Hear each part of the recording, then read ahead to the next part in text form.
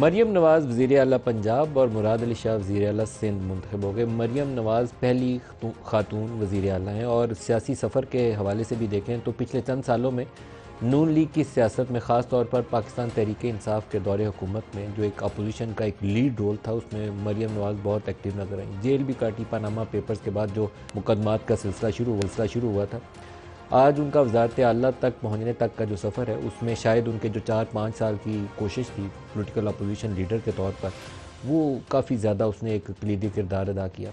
آج جو پہلی تقریر اس میں کی، اس میں انہوں نے اپنے سیاسی مخالفین سے انتقام نہ لینے اور پنجاب کی ترقی کے حوالے سے جو اقدامات کا ذکر کیا، بعض چیزیں اس میں کافی قابل تعریف ہیں، جیسے ڈیجیٹل پنجاب کا ایک انیشیٹو کا انہوں نے ذکر کیا۔ ماڈرن اگر ایجوکیشن سسٹم دنیا میں دیکھیں، جو قومیں ترقی کر رہی ہیں، اس کے اندر کمپیوٹر ایجوکیشن کا بنیادی کردار ہے۔ تو اگر ان کا فوکس اس ایشو کے اوپر رہتا ہے کہ ایجوکیشن ریفارمز کیسے کرنی ہے اور صوبے کو ترقی کیسے دینی ہے، جو آؤٹ آف سکول چلڈرن ہے پاکستان میں 2.5-3 کروڑ بچہ ہے جو سکولوں سے باہر ہے، ان کو واپس سکول کیسے بھیجنا ہے، تو یقیناً ایک پازیٹیو کنٹریبیوشن یہ کر سکتی ہیں۔ ایکٹیو رہنا پڑے گا۔ اس سے پہلے محسن نقوی جو کیئر ٹیکر کے طور پر رہے، میں کہوں گا کہ بڑا اچھا ایک مؤثر کردار انہوں نے ادا کیا۔ بڑی لمبا پیریڈ تھا نگرانوں کے حساب سے، لیکن بہت تیزی اور پھرتی دکھائی انہوں نے بے شمار پروجیکٹس کے حوالے سے۔ تو مریم کے لیے بھی سب سے بڑی اپرچونٹی، میں کہوں گا چیلنج نہیں کہوں گا، بڑی اپرچونٹی یہ ہے کہ ایز چیف منسٹر وہ کتنا اچھا پرفارم کرتی ہیں۔ جب انہوں نے سیاسی مخالفین سے انتقام نہ لینے کا ذکر کیا، تو کیا ہی اچھا ہو کہ کل صبح وہ خواتین جو پاکستان تحریک انصاف سے جن کا تعلق ہے اور جیلوں میں پڑی ہوئی ہیں 9 مئی کے واقعات کے بعد، ان کی رہائی کے لیے اقدامات کرنے کا اعلان کریں۔ ان کو مقدمات اپنے عدالتوں میں سامنا کرنا ہے، لیکن ان کو جیلوں سے رہائی مل سکتی ہے۔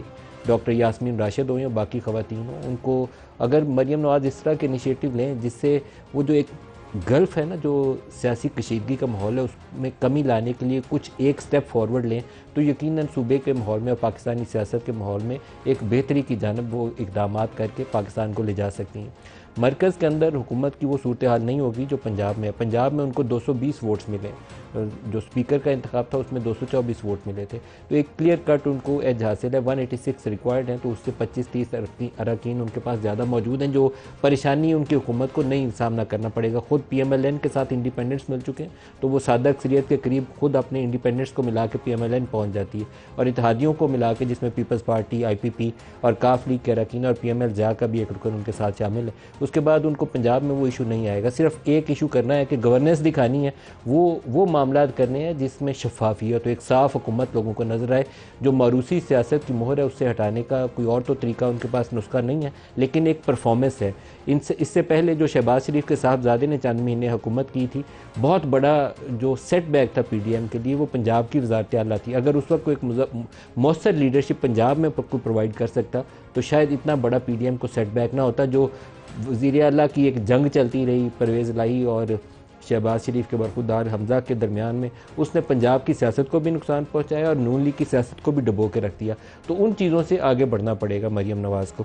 دوسرا بڑا ایشو وفاق کے اندر قومی اسمبلی کے اجلاس کو طلب کیا جانا ہے۔ ابھی تک خبریں ذرائع کے حوالے سے چل رہی ہیں کہ صدر صاحب نے اس اسمبلی کو واپس بھجوا دیا یا مسترد کر دیا، جس میں قومی اسمبلی کا اجلاس بھجوانے کے لیے ان کو پاس بھیجی گئی تھی۔ اب دوسرا طریقہ کار جو پی ایم ایل این سے منسلک سیاسی شخصیات ہیں وہ کہہ رہی ہیں کہ اسپیکر صاحب کے پاس، جو راجہ پرویز اشرف صاحب پرانی اسمبلی کا اسپیکر برقرار رہتا ہے نئے اسپیکر کے منتخب ہونے تک، ان کے پاس یہ قانونی اختیار موجود ہے، کیونکہ آرٹیکل 91 جو کانسٹیٹیوشن کا ہے اس کی سب کلاز 2، اس کے مطابق 21ویں روز تک اجلاس بلانا لازمی ہے۔ صدر صاحب اگر اس سے پہلے بلانا چاہیں تو بلا سکتے ہیں، یہ اس کے الفاظ کا ترجمہ ہے۔ تو اب کیا اسپیکر صاحب کو یہ اختیار حاصل ہے یا نہیں ہے، یہ کوئی نئی جنگ نہ بن جائے۔ بہرحال ایک صورتحال ہمارے سامنے نظر آتی ہے۔ جو پروگرام میں ہمارے ساتھ آج شرکا ہیں، سلمان اکرم راجہ صاحب ہیں پاکستان تحریک انصاف سے ہمارے ساتھ، اور خرم دستگیر خان ہے پی ایم ایل این سے ہمارے ساتھ، دونوں کو پروگرام میں خوش آمدید کہوں گا۔ پہلے مریم نواز کا وہ سٹیٹمنٹ، ایک چھوٹا سا حصہ میں نے ان کے ترقیاتی جو انہوں نے ایک